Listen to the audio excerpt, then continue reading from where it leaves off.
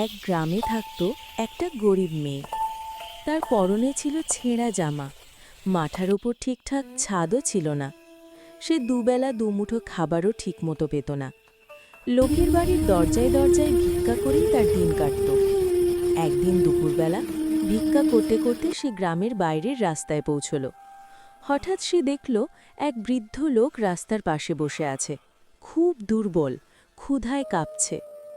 মেয়েটার কাছে তখন সামান্য শুকনো রুটি ছিল। নিজে সারাদিন না খেয়েও সেই রুটিটা সেই লোকটাকে দিল, আর একটু পানি এনে খাওয়ালো। লোকটি মেয়েটার দিকে তাকিয়ে মুচকি হেসে বলল, মা, তুমি জানো না তুমি কাকে সাহায্য করছো। হঠাৎ সে নিজের আসল রূপ দেখালো। সে ছিল একজন জাদুকর। জাদুতে বদলে গেল মেয়েটার জীবন। তার জন্য তৈরি হলো সুন্দর একটি ঘর, খাবারের কোনো অভাব রইল না। মেয়েটা বুঝতে পারল ভালো মন আর দয়া কখনো বৃথা যায় না। এরকম গল্প পেতে চাইলে লাইক দিন, কমেন্ট করুন এবং সাবস্ক্রাইব করুন।